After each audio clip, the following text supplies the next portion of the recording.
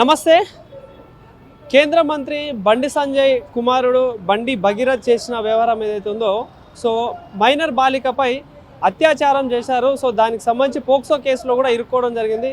So మరి పరారీలో ఉన్న భగీరథ్ని తక్షణమే అరెస్ట్ చేసి బాధితురాలకి న్యాయం చేయాలంటూ సిపిఐ పార్టీ ఆధ్వర్యంలో ఈరోజు ట్యాంక్ బండ్ దగ్గర ఉన్న అంబేద్కర్ విగ్రహం దగ్గర నల్ల షెట్లతో నిరసన కార్యక్రమం అయితే నిర్వహిస్తాను.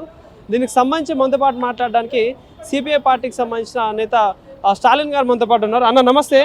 సో ఎట్లా చూస్తా ఉన్నారు ఈ అంశం? అంటే కేంద్ర మంత్రి స్థాయిలో ఉన్న వ్యక్తికి సంబంధించిన కొడుకే ఇట్లా చేస్తా ఉంటే సామాన్య ప్రజల పరిస్థితి ఏంది? నిజంగా ఒకవేళ సామాన్య ప్రజలే చేసి ఉండే ఇట్లాంటి పరిస్థితి, ఇలాంటి యాక్షన్ ఉండేది ప్రభుత్వం నుండి? గతంలో బండి సంజయ్ కొడుకు కూడా మహేంద్ర యూనివర్సిటీలో తన జూనియర్ల పైన దాడి చేసిండు. ర్యాగింగ్ కేసు అని అబద్ధాలు ప్రచారం చేసిరు. ఇవాళ కూడా బండి సంజయ్ కొడుకు తప్పేం లేదు, కేవలం అమ్మాయి హనీ ట్రాప్ అనేది, ఒక మైనర్ బాలిక పైన హనీ ట్రాప్ అనే ఒక అబద్ధాన్ని ఎట్లా మాట్లాడతారు? ఏదైతే ప్రధాన ఛానల్లో ఇవాళ మొత్తం కూడా అమ్ముడువైనటువంటి ఛానళ్ళు ఇవాళ అదే హెడ్లైన్ పెడతా ఉన్నారు. మైనర్ బాలికకు హనీ ట్రాప్ అనేది కేసు వర్తించదు, ఆమె మైనరు, ఇష్టం ఉన్నా లేకున్నా ఖచ్చితంగా మైనరే కాబట్టి కేసు అవుతుంది. అది హనీ ట్రాప్ అయినా ఏదైనా ఇవాళ నిజంగా చెప్పాలంటే వాళ్ళేం పేదోళ్ళు కాదు, వాళ్ళు చాలా డబ్బులు ఉన్నోళ్ళు, కార్లు ఉన్నాయి, లక్షల రూపాయల ఆస్తులు ఉన్నాయి, వాళ్ళ కోట్లాది రూపాయలు ఉన్నాయి. కేవలం కేసును పక్కదారి పట్టించడం కోసము 3 నెలలుగా బండి సంజయ్ కొడుకు అమ్మాయిని అరెస్ట్ చేస్తూ ఉన్నాడు.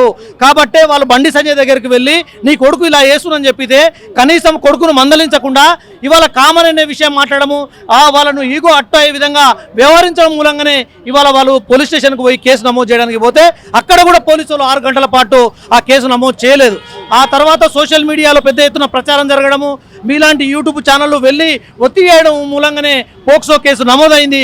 ఇప్పటి వరకు కూడా పోక్సో కేసులో అరెస్ట్ అయినప్పుడు అనేక సాధారణ ప్రజలను అరెస్ట్ చేసి రిమాండ్ చేసినటువంటి పోలీసు యంత్రాంగము 36 గంటలు గడుస్తున్నా ఇప్పటికి కూడా ఎందుకు అరెస్ట్ చేయడం లేదు?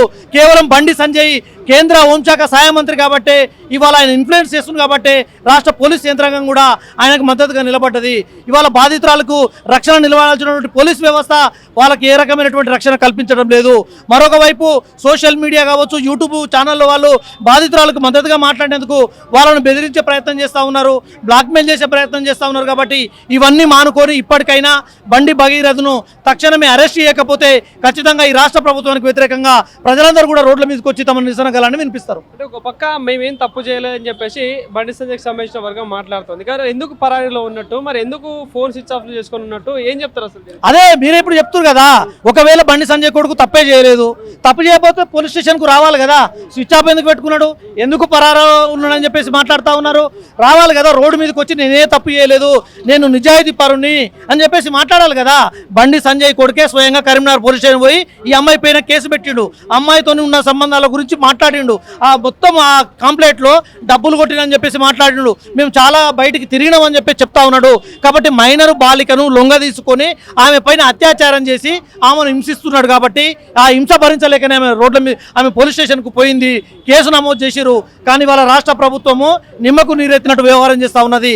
ఈ రాష్ట్రంలో ఉన్నటువంటి మరి ప్రభుత్వము తక్షణమే ఈ విషయంలో మరి సీరియస్గా ఈ కేసును పరిగణించి అరెస్ట్ చేసి రిమాండ్ చేయాలి. మిగతా అంశాలకు బండి సంజయ్ కొడుకు పైన గతంలో నమోదైన కేసులు కావచ్చు, ఆయన పైన అనేక ఆరోపణలు ఉన్నాయి కాబట్టి వాటిని విచారించుకోవడానికి సిట్టు పనికి వస్తుంది తప్ప అరెస్ట్ చేయడానికి సిట్టు మాత్రం పనికిరాదు. ఇది కాలయాపన కోసం అని చెప్పేసి మేము కూడా భావిస్తూ ఉన్నాం. రాష్ట్ర ప్రభుత్వం ఎందుకు మరి దీనిపై యాక్షన్ తీసుకోలేకపోతుందంటే ఏం చెప్తారు? ఇప్పుడు ఇవాళ కేంద్ర మంత్రి ఆయన ఇన్ఫ్లుయెన్స్ చేస్తున్నాడు.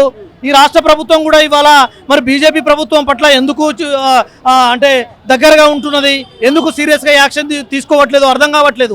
మంత్రులందరూ కూడా ఇవాళ మాట్లాడాల్సిన అవసరం ఉన్నది. ఒకవేళ ఇవాళ ఈ రాష్ట్రంలో ఉన్నటువంటి కాంగ్రెస్ మంత్రి కొడుకు ఈ విధంగా చేసి ఉంటే ఇవాళ మొత్తం బీజేపీ వాళ్ళందరూ రోడ్ల మీదకి వచ్చి మొత్తం తెలంగాణను మొత్తం నిప్పు పెట్టి తగలబెట్టేవాళ్ళు. కానీ వాళ్ళ బీజేపీ రోడ్ల మీదకి రాదు, విచారణ చేయాలని డిమాండ్ చేయరు, రారు, బయటికి రారు, రెస్పాండ్ ఇయ్యరు, ఫోన్లు చేసి స్విచ్ ఆఫ్ పెట్టుకుంటారు. నిస్సిగ్గుగా ఇవాళ రేపిస్టులను బీజేపీ కాబట్టి కాపాడుతుంది.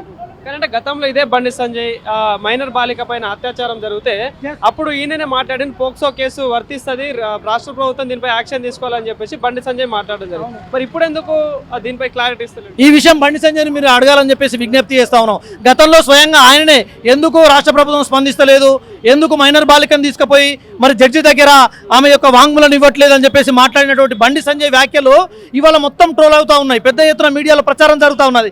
ఇవాళ ఈ టెక్నాలజీ వచ్చిన తర్వాత ఎవరు ఏ విషయాన్ని దాచలేరు. గతంలో వాళ్ళు ఏం మాట్లాడిరో అవన్నీ రిపీట్ అవుతాయి, అవన్నీ కూడా మొత్తం కూడా రికార్డ్ అయినటువంటి విషయాలు. ఇప్పటికైనా బీజేపీ కానీ కాంగ్రెస్ కానీ ఈ విషయంలో నేరస్తులను కాపాడే ప్రయత్నం నుంచి విరమించుకొని మరి బాధితురాలకి అండగా నిలబడి ఆ యొక్క నేరస్తునికి శిక్ష పడే వరకు కూడా మరి వాళ్ళు నిలవాల్సినటువంటి అవసరం ఉంటుంది. లేదంటే ప్రజాకోర్టులో వాళ్ళకు శిక్ష తప్పదు. థ్యాంక్ యూ అన్న.